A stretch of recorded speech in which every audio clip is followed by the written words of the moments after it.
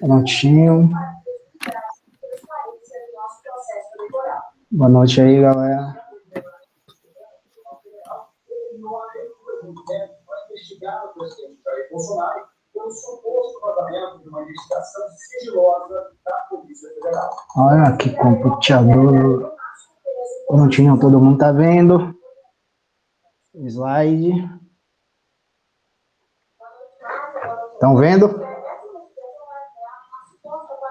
Sim, professor. Sim. Então, boa noite para quem chegou, para quem for chegando também, boa noite. Espera mais um pouquinho para ver se chega mais alguém.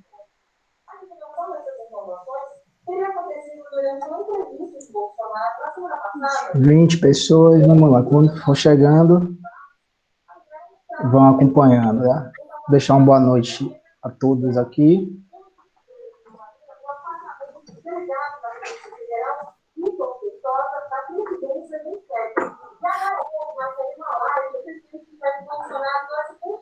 Como não dá para tempo hábil de passar aquele vídeo é legal.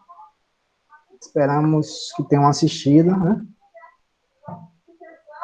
Ele fala, pega um fio, uma parte, né, do que Weber está falando, né? Weber, nós já falamos de Max Weber, né?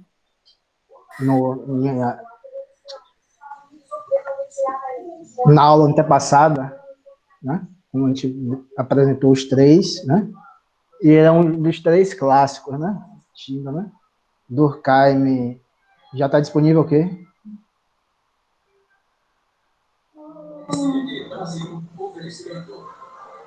Marx, Durkheim e Weber. Marx é o mais velho, né?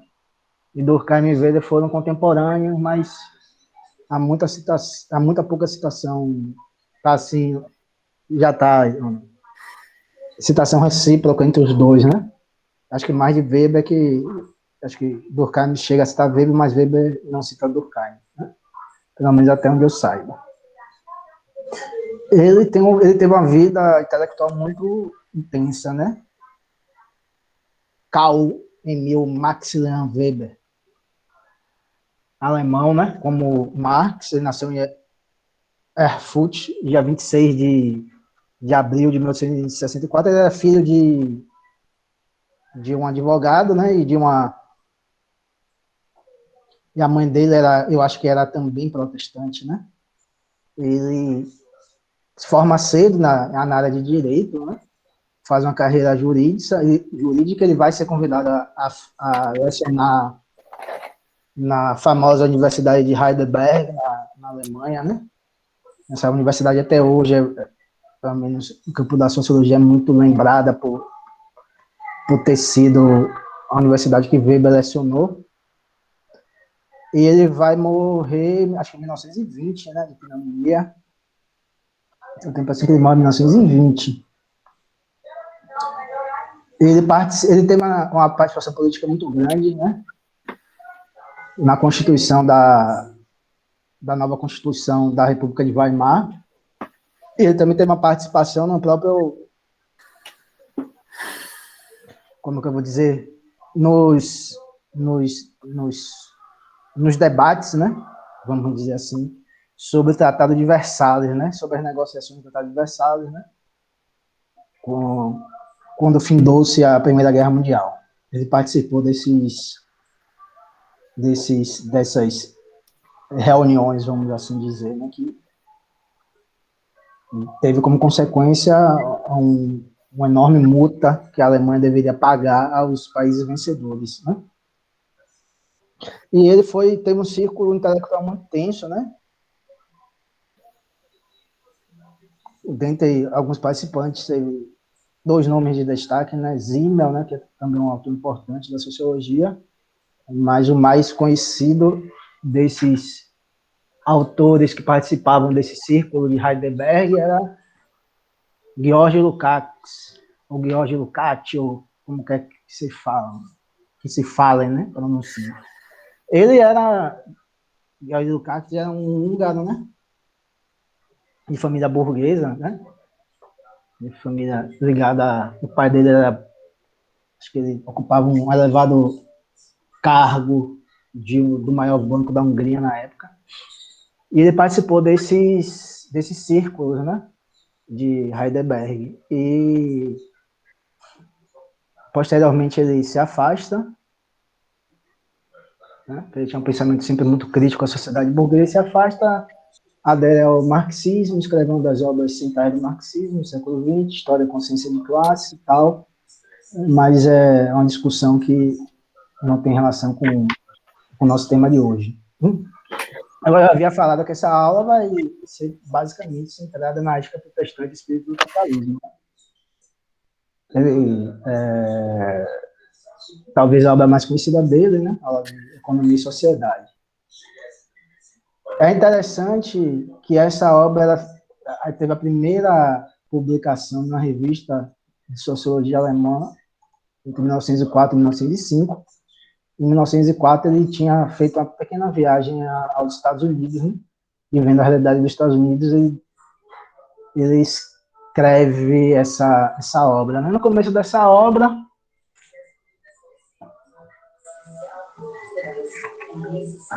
deixa eu ver que página está. Ele, nessa parte aqui, ele cita algumas das máximas de Walter Benjamin,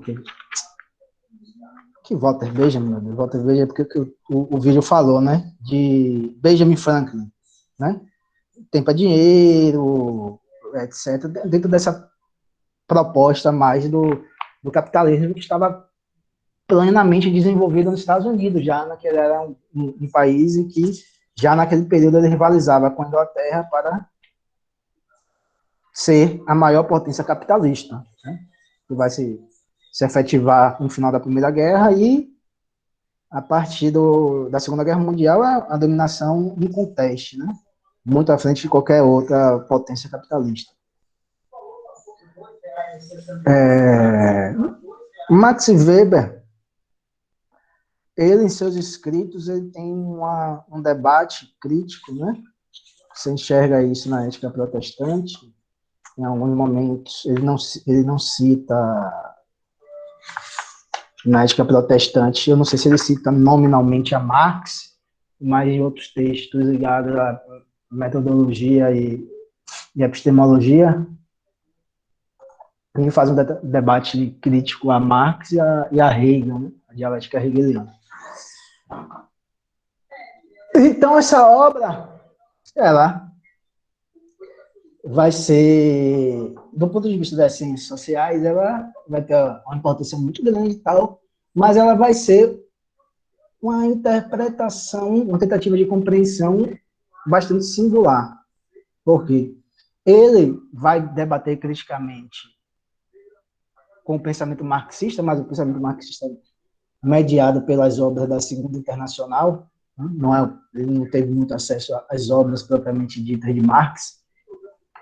Ele vai falar, ainda reiteradas vezes, ele vai falar, não, deve-se levar em consideração, sim, a importância das relações econômicas enquanto instâncias muito importantes para as transformações sociais, né, para explicar a sociedade, mas dentro dessa obra eu vou tentar fazer com que os aspectos culturais expliquem mais ou menos, ou os aspectos culturais como eles têm uma influência muito ativa nas transformações da sociedade.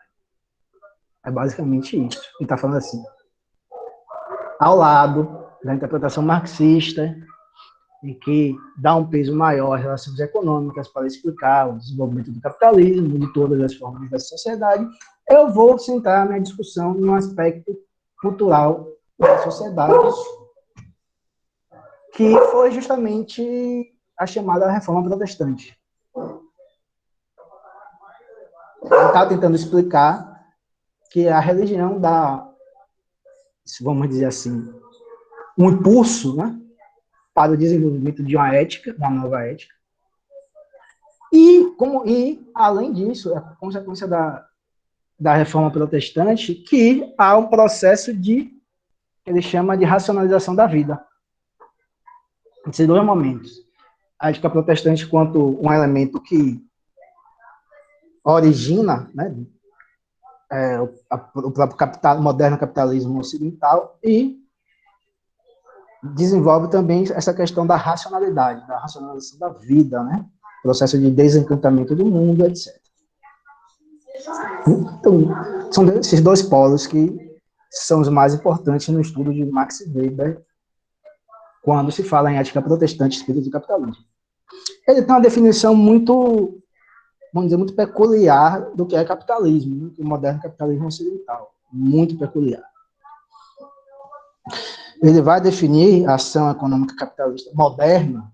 O capitalismo não é inerente a esse período histórico que ele está falando. O capitalismo ele já existia antes do advento da modernidade, né?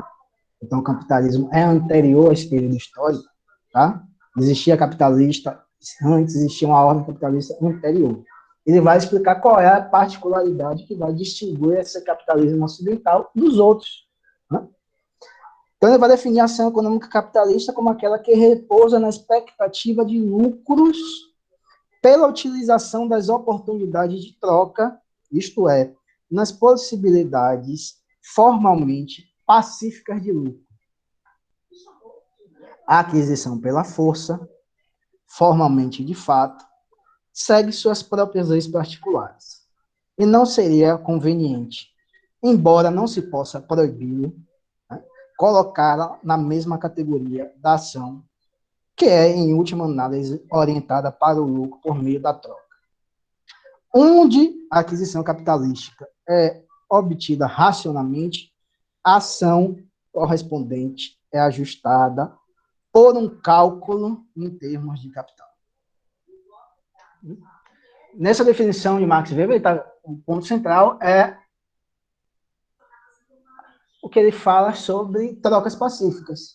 Para ele, só é capitalista, só existe capitalismo, só se pode caracterizar como capitalismo moderno, ocidental, se houver trocas pacíficas. Se não houver trocas pacíficas, se for mediada pela violência, não é capitalismo. Ou o moderno capitalismo ocidental.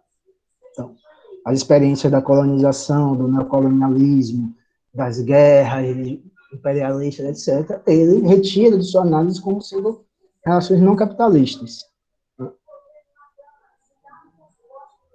Durkheim não adentra muito nessa discussão, e Marx vai questionar, quer dizer, Weber questiona frontalmente a interpretação de Marx, né? Porque Weber, como já falei, Weber é posterior ao nascimento de Karl Marx, tá certo, gente? Então é ele que faz essa ponderação, essa interpretação que destoa da própria interpretação marxista que lá está Capital, tá, em outras obras. Como eu estou falando, o capitalismo moderno, ocidental, se caracteriza por isso, pelas trocas pacíficas, pela racionalização, e a racionalização significa cálculo, né? Cálculo. Então, o que entra e o que sai. Então, de forma racional, indivíduos, né, fazem um cálculo de quanto ele investiu para construir uma determinada empresa, e quanto ele vai ter daqui a 1 ano, daqui a 2 anos, daqui a 3 anos. Então, essa diferença é esse tal do cálculo econômico capitalista para Max Weber, né? É uma questão bem... A escola de Frankfurt vai falar de razão instrumental, né? Instrumental porque sempre está num processo de tentar instrumentalizar as relações sociais e a própria natureza para benefício particulares, para benefícios privados. Então, qual é a chave? Qual é o ponto central dessa discussão? Qual é o ponto central? Qual é o ponto de partida que ele vai analisar? Hein? Vocês viram o vídeo? Qual é o ponto de partida?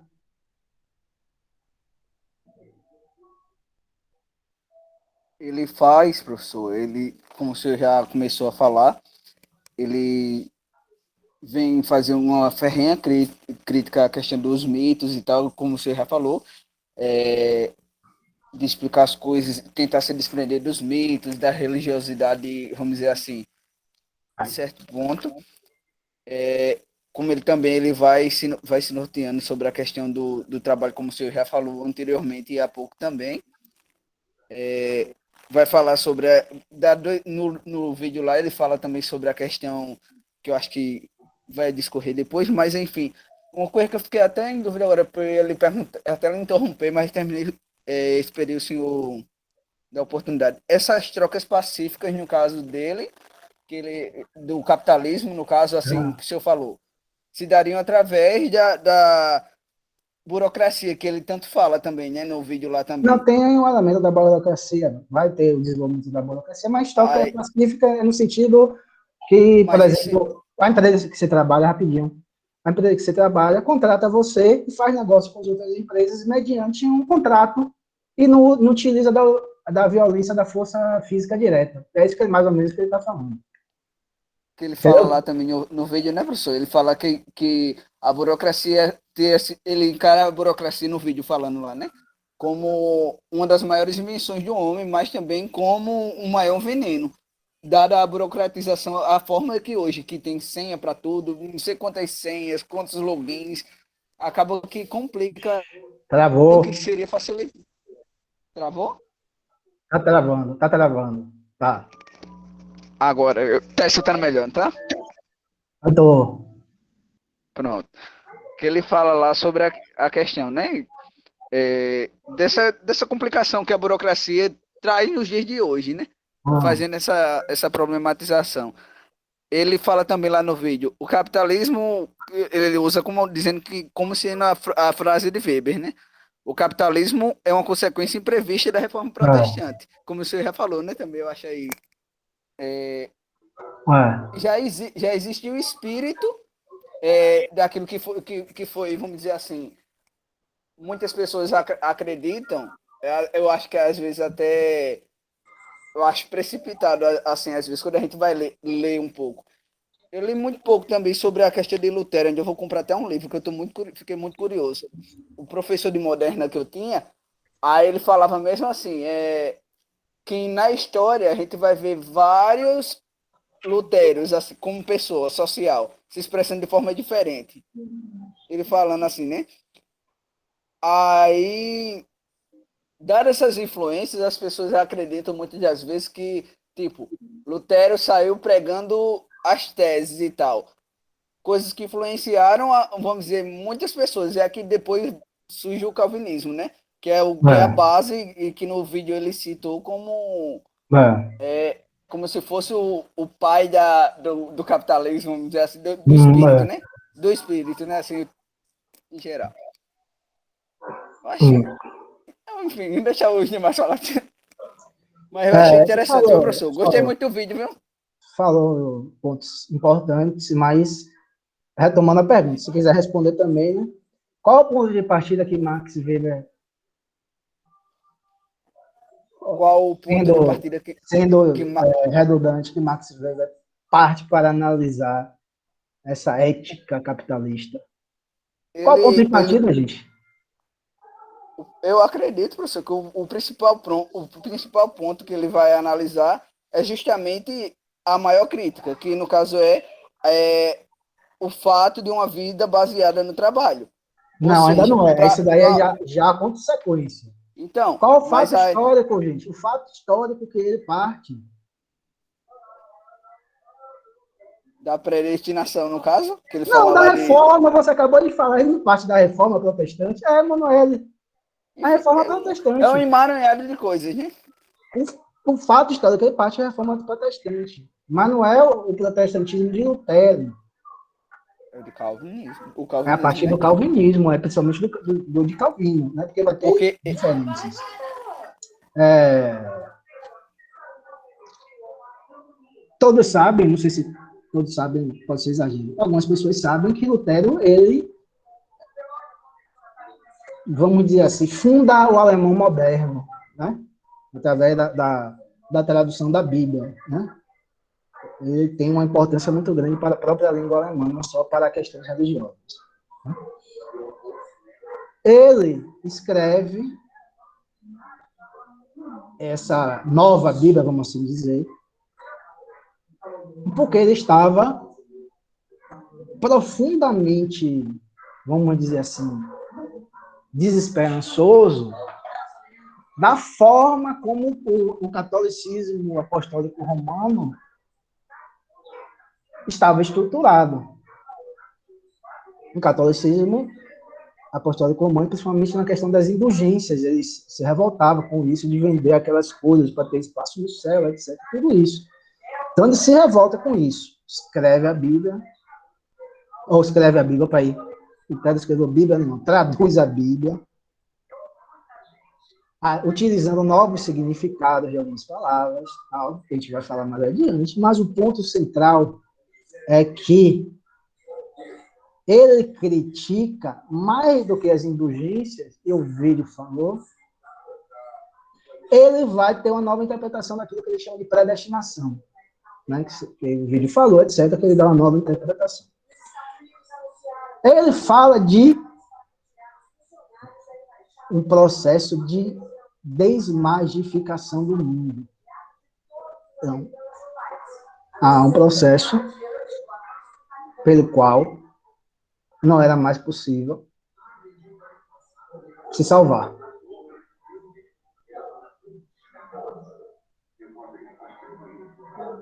Não haveria mais possibilidade de haver uma intervenção direta de divindades, quaisquer que sejam.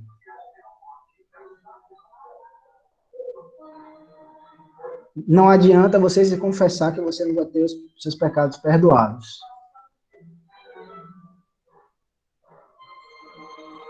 O pastor, vamos dizer assim, o pastor, ele não tem a interpretação superior, inferior à interpretação dos crentes. Então, no protestantismo, há uma liberdade e um estímulo a que os próprios crentes leiam a Bíblia, interpretem a Bíblia, tenham conhecimento do que está escrito na Bíblia.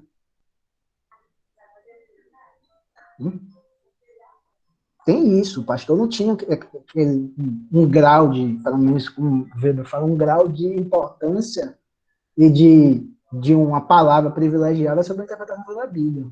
Os crentes tinham que ler e tinham que interpretar o que estava escrito na Bíblia.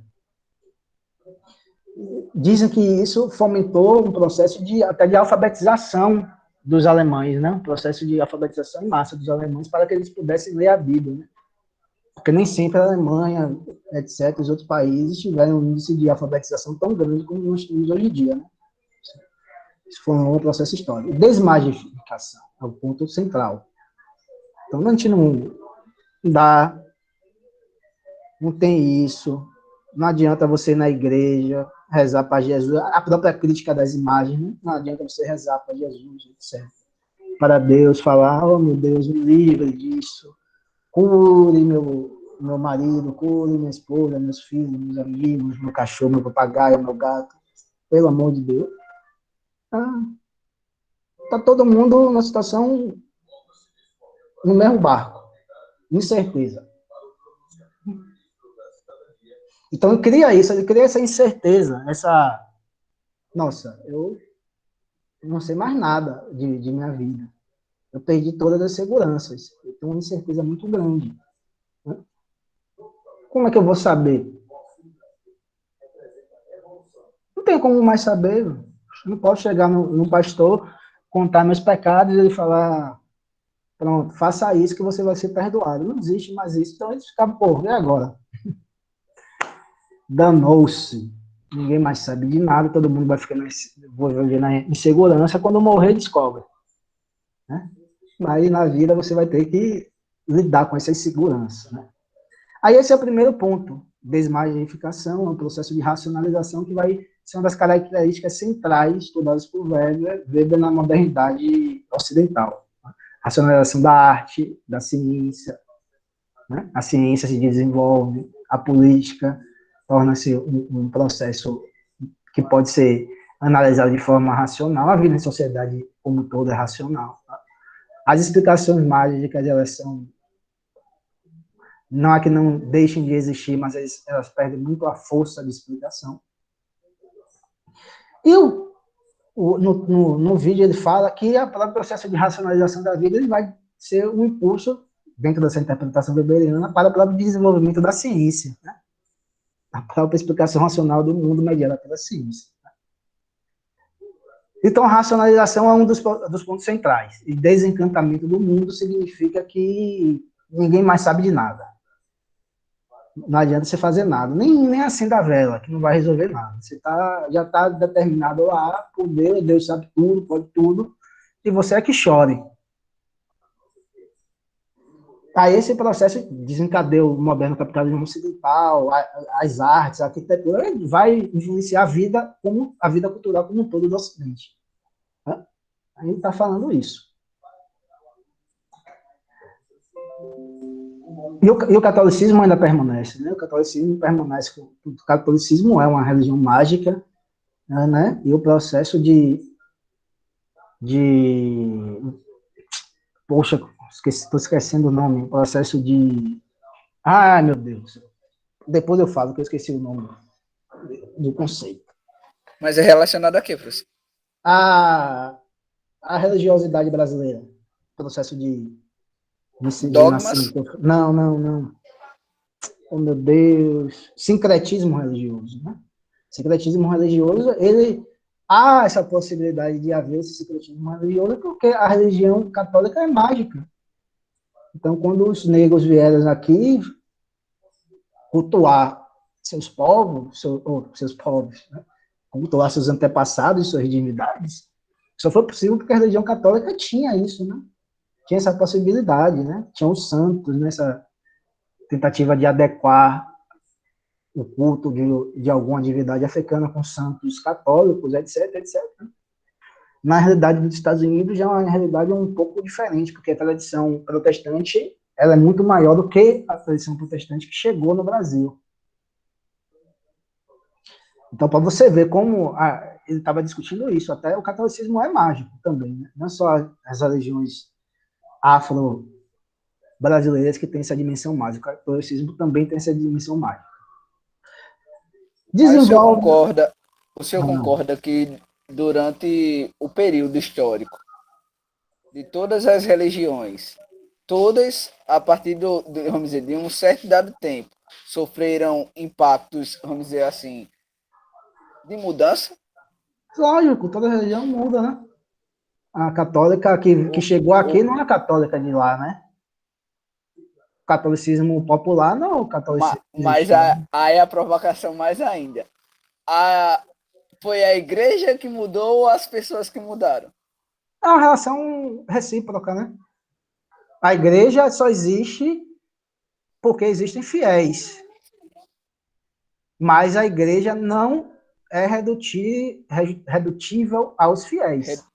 Isso é. Mas então, é interessante, né, não? E fora as outras influências que as religiosidades sofrem de outras esferas da sociedade, né? Principalmente a econômica.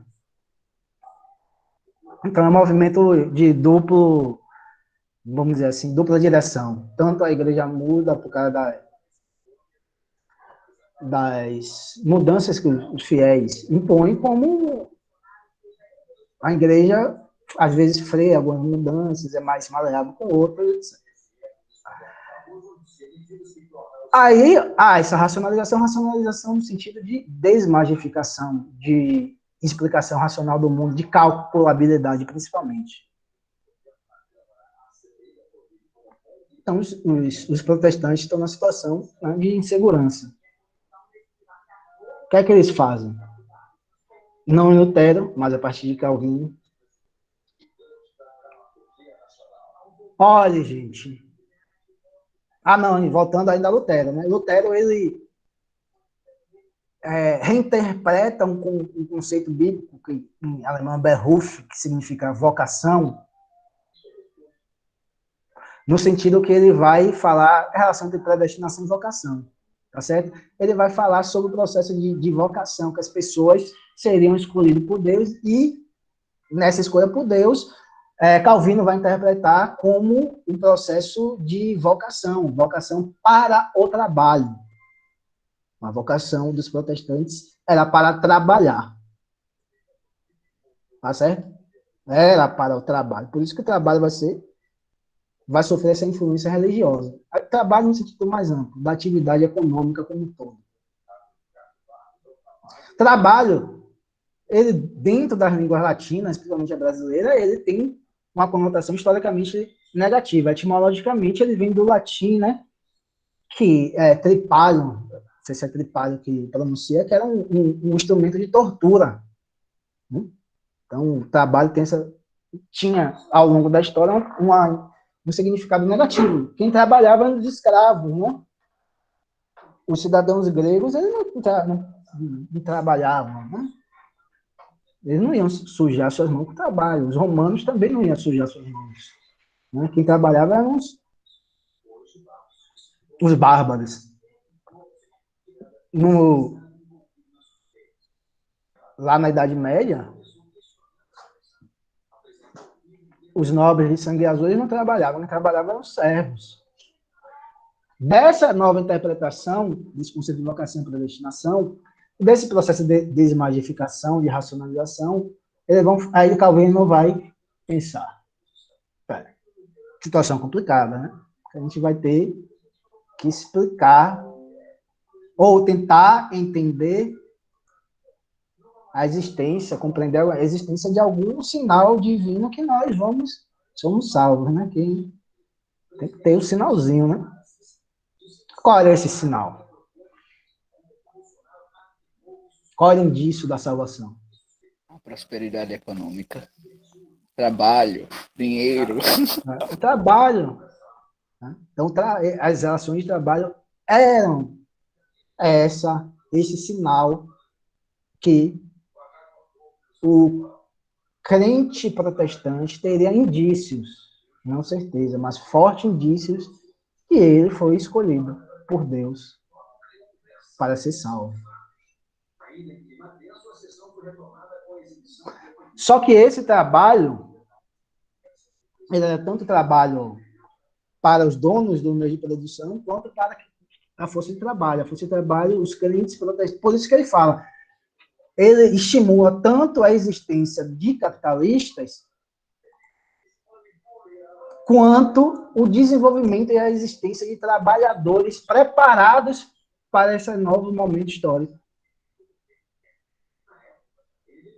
Então, era um trabalho sistemático, era um trabalho metódico, era um trabalho de você trabalhar de 8 horas a 5 horas da tarde, todos os dias, de determinada forma, disciplinado. Em termos gerais, era o próprio trabalho, por exemplo, do terrorismo e fordismo. O trabalho sistematizado, etc. Essa era a lógica. E essa lógica é interessante. A gente está no século XVI e XVII. Aquela lógica significava indícios, mas não era. Todas as seitas protestantes proibiam que os crentes levassem uma vida luxuriosa.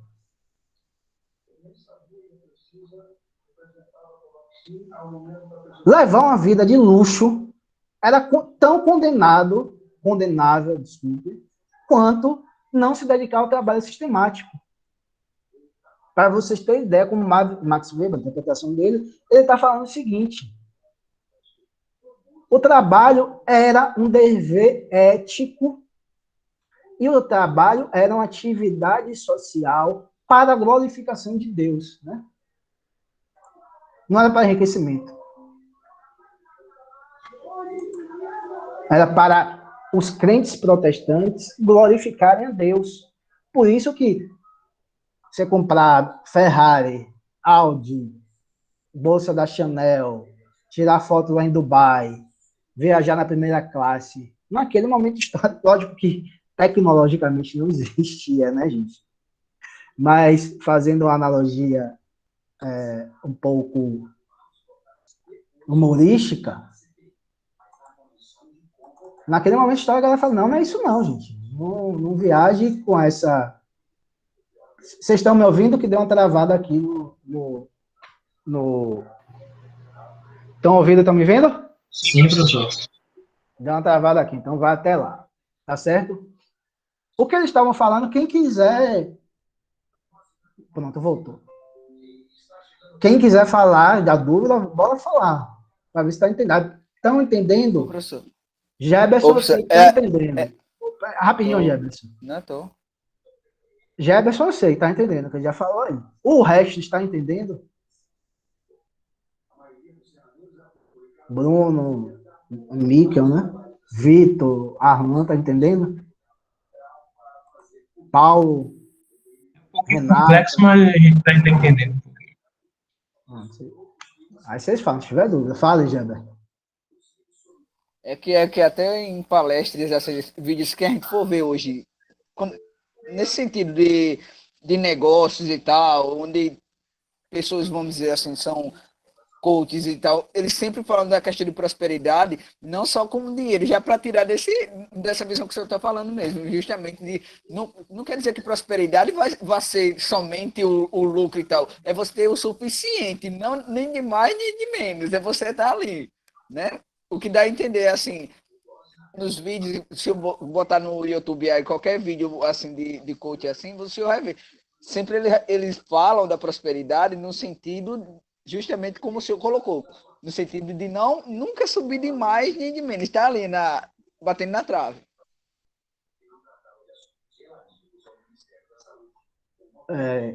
Eu não, né, Jaber? Tá velho Belar que tá falando. Não, mas O cara lá o que senhor não foi. colocou? Foi. Ele que tá colocando.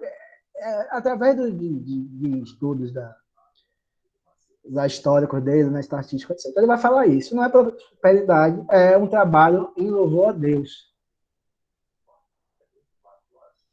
Em louvor a Deus. Lembre-se, não é para ficar rico, ou não é para usufruir da riqueza de forma luxuriosa. Não é para isso. Ele era tão condenável quanto não se dedicar ao trabalho sistemático. Ele condenava dois polos. Entendeu? Aí depois o capitalismo vai se distanciar dessas determinações. Ele vai. Depois você vê de novo o vídeo. Eu vou postar outros, mas é porque esse fala da ética protestante em si. Eu vou tentar postar outros vídeos. Ele vai falar que tudo isso junto e misturado, né, dá origem a uma nova ascese, né? Uma nova conduta ética, que ele fala de conduta ética intramundana, né? Uma conduta ética assentada, desculpa, no mundo, nesse mundo. O que importa é esse mundo, tão quanto o além-mundo. A SESI intramundana é isso. Uma vida disciplinada nesse mundo, não no outro. O outro, a alma que se vire. Já está tudo determinado. Aqui é que vai importar. Por que essa SESI? Porque a SESI das outras religiões, elas tendem a ser um processo de disciplinamento de comportamento, mas de afastamento do mundo. O que é o mundo? As relações de trabalho, basicamente. As atividades econômicas. Por quê? Você pega, por exemplo, a ética franciscana. A ética franciscana é dar tudo aos pobres, viver lá, tal, sem riquezas, para que você tenha uma vida pós-morte, salva, etc. Os protestantes vão dizer o seguinte: a gente não tem como saber. Se nós formos ficar procurando, não vai ter certeza, mas vai ter apenas indícios pela atividade do trabalho, gente. Então tem que ser atividade do trabalho. Então é o que eles chamam de ascese intramundana, ascese ética, conduta ética, que se vai se efetivar nas relações de trabalho. Não é você saindo. Imagine um monge budista. O que é que o monge budista faz? O que é que o monge budista faz? Hein, pessoal? Fala aí. O que é que ele faz? Como é a vida dele, religiosa? Basicamente vive em mosteiros, meditando, procurando a Exatamente. elevação do espírito, algo do tipo. Então é isso. Ele está fora do mundo, das relações mundanas. Ele se afasta num local isolado para meditar, para fazer outras coisas, etc. Mas o mundo budista, etc., você não vai ver ele negociando ações na bolsa de valores, né? Porque para ele o que está interessando é o processo de autoconhecimento, chegar ao nirvana, né? Alcançar o nirvana, né? De Buda e tal. E a ética protestante e a reforma protestante dá origem a isso, né? Que essas relações elas se tornem positivas. O trabalho deixa de ter essa conotação negativa, né? Que tinha e passa a ter um significado positivo. É isso que vai desencadear o desenvolvimento do capitalismo. O trabalho torna-se positivo, a disciplina tem que ser um trabalho disciplinado, tem que ser um trabalho racionalizado, aí desenvolve a contabilidade, separação da empresa, da família, etc., e várias outras características do moderno capitalismo. Então, ele está dizendo assim, olha como essa reforma protestante teve como consequências involuntárias tão profundas para a história do mundo ocidental. Lutero, Calvino, etc., ninguém falou assim, nós vamos nos comportar dessa determinada forma para desenvolver o capitalismo. Eles não falaram, eles tinham essa consciência. Aconteceu. Para um ponto central, para ter a certeza da salvação. Né? Já que não podia ter certeza da salvação. Você imagine lá, por exemplo, para você ser santo, ser canonizado, a igreja tem que comprovar que determinada pessoa operou algum milagre, alguns milagres. Isso é totalmente estranho ao calvinismo, ao luteranismo. Como é que uma pessoa, um ser humano como eu, tem esse poder de mudar o curso natural das coisas? Isso é só de Deus. Não pertence a homem nenhum. Isso é algo, vamos dizer assim, inerente à jurisprudência divina, né? A gente não tem que fazer nada. E qual é o outro também, que eu já ia quase esquecendo, qual é o outro ponto que a reforma protestante vai ter um forte impacto no processo de desenvolvimento do capitalismo, além da crítica das indulgências, venda de indulgências, etc. É dessa característica mágica. No vídeo ele fala, qual é a outra característica? Ele dá o exemplo da questão dos RHs também, né? Quando fala de Não, não é isso missão, não. Em que sentido o senhor fala? Calvino, Lutero, Calvino, etc., eles vão criticar essa, vamos dizer assim, essa degeneração da Igreja Católica por causa das indulgências. Eles criticam, né? Pô, essas indulgências, etc., e criticam o caráter mágico, né? Não, porque as pessoas não podem mudar o curso natural das coisas, só Deus que pode fazer isso. Aí todos esses elementos já foram explicados de como ele desenvolve o capitalismo. Mas tem um outro elemento crítico dos protestantes em relação a algumas vertentes da Igreja Católica, que vai ser de substancial importância para o plano de desenvolvimento do capitalismo. Quem viu o vídeo sabe. Hein? Vale meio ponto na média. Vamos ver se assim você responde. Eita! Na média, não estou falando nem vale meio ponto na média. Eita caramba! Bora, Professor, gente. explique direito, não Eu repita. estou falando, já expliquei 2 vezes. Bora. Meio ponto.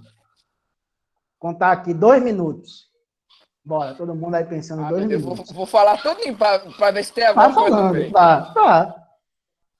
Bem, ele faz uma crítica ferrenha na questão de não confiar em mitos e tal, e blá, blá, blá, isso tudo que já se falou, criticando que devíamos buscar uma vida racional, metódica, e coisa que o senhor já falou também aí, expondo o conteúdo, fala numa vida baseada em trabalho, fala que para um céu seria uma prosperidade econômica, segundo Calvino e tal. Fala da contextualização da predestinação, que antes por Santo Agostinho e tal, depois por Calvino, Lutero, depois Calvino, minto eu aqui. Fala que o capitalismo, como você já falou, é uma consequência prevista da reforma protestante. Falta 1 minuto. Ai, meu pai do céu.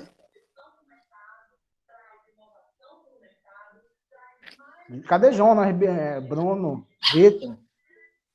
Renata, você citou Jesus. Jesus não vai ajudar. A gente está na aula sobre o protestantismo. Para protestante, Jesus não ajuda não, né? Nem chame.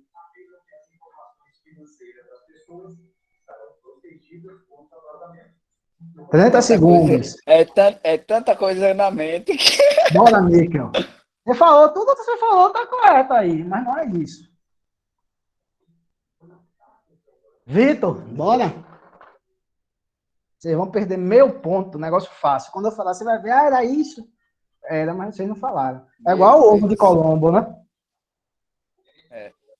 Meu Deus. Pode dar o Google, mas você vai ter que pesquisar, né? Pode dar o Google, gente. Não, xi. Não tem problema nenhum. Ó, já passou 2 minutos. Vou esperar até 8h54. Quer ver? Quando vem só uma besteirinha aqui. Vocês vão ver. Não é nada de outro mundo. Quer ver? Fala, professor. Bora, Bianca. Bora, Bruno. Claudilene, Emanuele, com I, Emanuele com E. Graciele, Arlan, Jander Gleison, Geberton, Jonas, José, Laís, vão perder tudo meu ponto. Na média, tô falando na média. Luana, Matheus. Ô, professor, mas aí questão de estrutura? Paulo Eduardo, Renata, Rodrigo, Sidney. É questão fácil. Vitor Luiz, Iago e Zenier. Zenier, eu acho. Desculpe, viu, pela erro na pronúncia. Já foi. Como diz um ditado, querer não é poder, viu, Renata e Luana? Gente, o lucro, a cobrança de juros não era condenado? O enriquecimento em si não era condenado pelo catolicismo? Ou, melhor, algumas vertentes do catolicismo não condenavam, que era predominante de Roma? Eles não condenavam a cobrança de juros? Eles não condenavam... não é sobre isso, não. Eles não condenavam o enriquecimento, porque o que interessa para eles é a vida fora, né? O protestantismo vai falar, não há nenhum tipo de significado negativo de o banqueiro cobrar juros. Não há nenhum significado negativo de o protestante agir cotidianamente e enriquecer. Não há nenhum erro, não há condenação moral no enriquecimento. Há uma condenação de você viver uma vida luxuriosa, mas enriquecer é tranquilo e é um indício forte que você foi escolhido. Então, aquelas proibições da Igreja Católica, elas funcionavam quase como uma corrente que impedia o livre desenvolvimento do capitalismo. Quando os representantes falavam, está tudo liberado, o cara vai cobrar juros, não vai ficar pensando que ele vai ser condenado, ele vai explorar a mão de obra, vai enriquecer, vai comprar trabalho, vai querer enriquecer cada vez mais. O enriquecimento vai ser agora um dos pontos centrais da vida naquele período e hoje mais do que nunca. E isso vai fazer com que se desenvolva muito o próprio capitalismo. Então, se você tinha uma proibição, se a instituição católica era importantíssima nos dogmas morais e éticos, você impedia que isso ocorresse. Você fala assim, poxa, eu não posso, eu vou ser condenado, eles estão proibindo, Aí chega lá Lutero, Calvino, aí você fala assim, rapaz, pode fazer o que você quiser, não tem essa não. Proibição de cobrança de juros? Por que proibir a cobrança de juros? Proibição de enriquecimento? O enriquecimento é ruim? Não, o enriquecimento é bom. Aí, tudo isso. Mas esse questionamento desses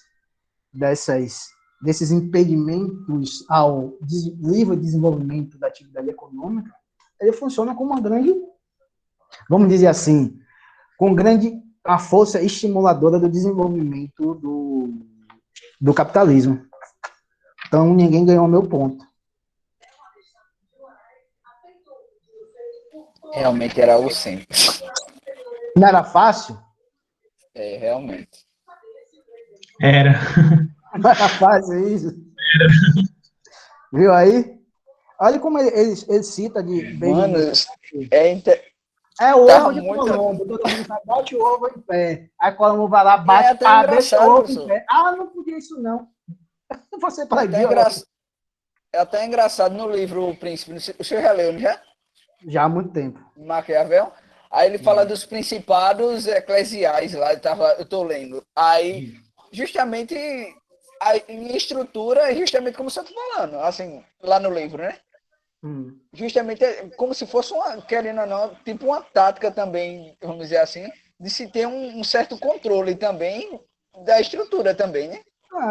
Você vê como um controle mesmo, né? Aí, olha como é o tipo de pensamento. Ele cita Walter Benjamin. Benjamin Franklin, olha o que Benjamin Franklin falava. Por 6 libras anuais, poderás desfrutar do uso de 100 libras, desde que seja um homem de reconhecida prudência e honestidade. Aquele que gasta 1 groat por dia inutilmente desperdiça mais de 6 libras por ano, que seria o preço do uso de 100 libras. Aquele que desperdiça o valor de 1 groat de seu tempo por um dia após o outro, desperdiça o privilégio de usar 100 libras a cada dia. Aquele que perde inutilmente o valor de 5 shillings de seu tempo, perde 5 shillings e poderia, com a mesma prudência, ter jogados ao mar. Aquele que perde 5 shillings não perde apenas essa soma, mas também todas as vantagens que poderia obter investindo-a em negócios, como ele falou da negação do ócio, em que durante o tempo em que um jovem se torna velho, integraria uma soma considerável. Olha como é o pensamento protestante. Tudo é relacionado a dinheiro, a ganhar dinheiro. Aí ele falou que a origem desse tipo de comportamento ético está lá, né? É o tese dele, está lá no calvinismo, principalmente a partir do calvinismo. Então, a racionalização do mundo, o desenvolvimento do moderno capitalismo ocidental, o desenvolvimento da contabilidade, o desenvolvimento das artes de forma racional, o desenvolvimento da ciência, vão ter quase que um fundamento único e exclusivo das seitas protestantes, e notadamente do calvinismo. Então, é essa tese que Weber lança nesse livro, né? E retomando uma tese que, basicamente, ele vai ser um contraponto à interpretação marxista da história e do desenvolvimento do capital. Chegamos às 8 horas, perderam meu ponto na média. Perderam meu ponto na média, gente. Como é que pode, velho? Sabe quanto é meu ponto na média? É 1,5, porque são 3 atividades. É como se tivesse dado 1,5 para uma atividade. Vocês entenderam?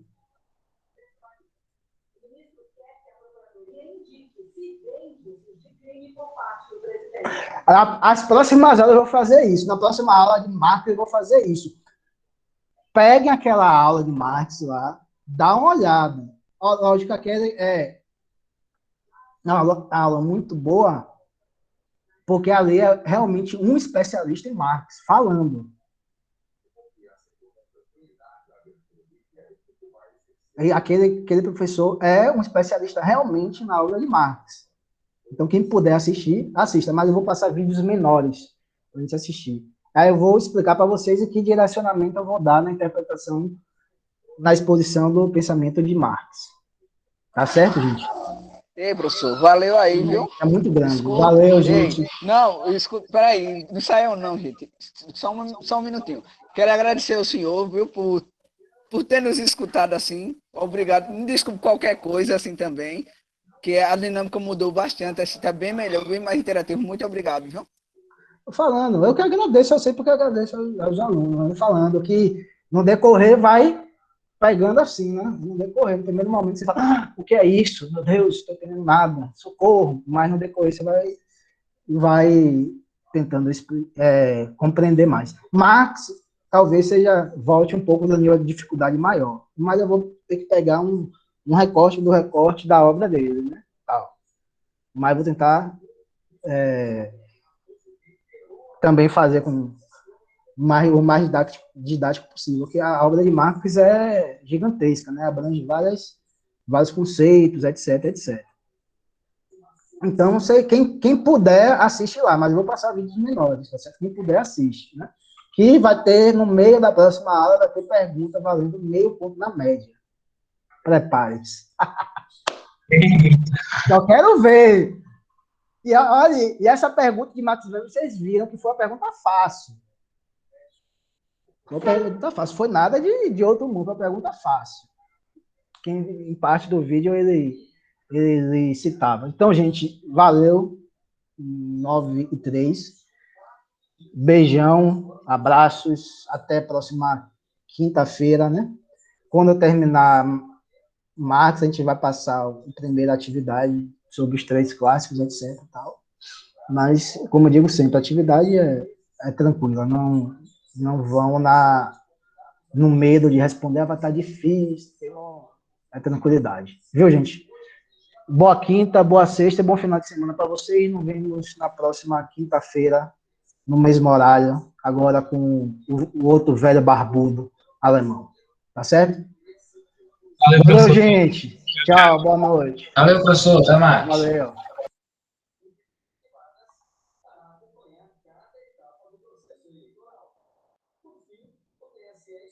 Interrompeu.